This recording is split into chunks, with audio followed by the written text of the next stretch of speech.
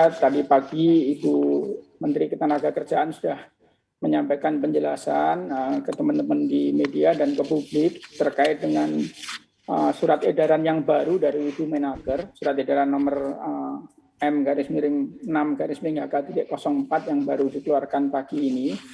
Pada prinsipnya sesuai dengan PP 36/2021 mengenai pengupahan dan sesuai dengan Permenaker nomor 6 tahun 2016 untuk pemberian tunjangan hari raya keagamaan atau THR untuk Lebaran Idul Fitri ini, pertama sesuai dengan PP dan Permennya tadi, THR ini adalah sifatnya wajib.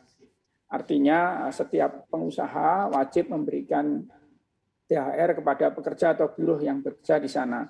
Kemudian penyampaiannya atau penyalurannya pada pekerja atau buruh tadi, itu di kedua aturan tadi disampaikan paling lama 7 hari sebelum Hari Raya Keagamaan. Artinya paling lama, maksimal atau paling lambat adalah 7 hari sebelum Lebaran Idul Fitri.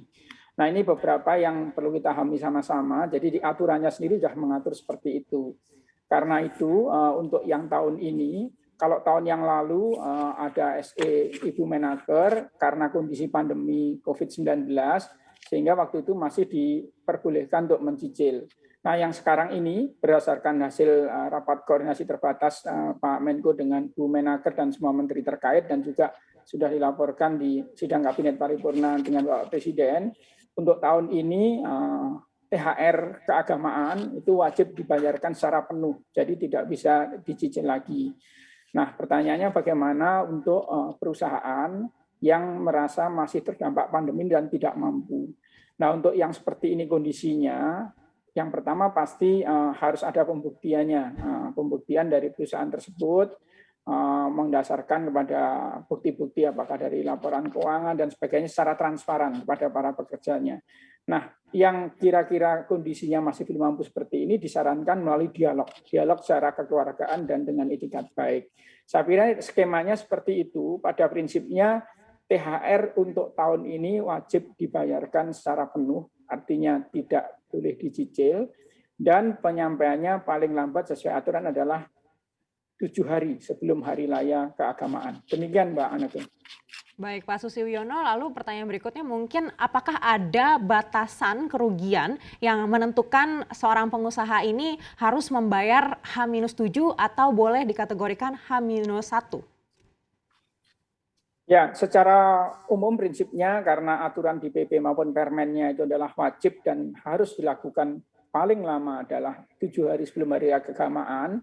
Jadi kita harus tegakkan aturannya, semuanya harus dibayarkan sebelum H-7 tadi.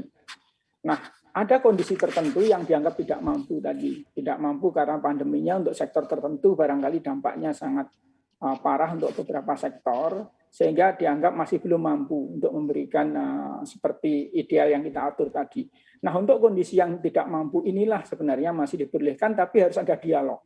Dialog dengan pekerja dan buruh tadi, dan di SE-nya Ibu Menaker meminta para kepala daerah, gubernur, wali kota, bupati semuanya, itu juga melakukan pengawasan terhadap melalui dinas-dinas ketenagakerjaannya.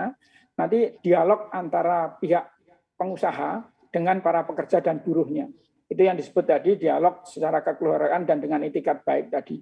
Tapi dialog ini tidak mengurangi kewajiban untuk membayar secara penuh, dan dari dialog ini paling lambat nanti sebelum Lebaran juga tetap harus dibayarkan. Artinya ruang dialognya lebih bicara mengenai masalah cara dan waktunya. Tapi kalau kewajiban untuk membayar penuh itu tadi tetap harus dilaksanakan.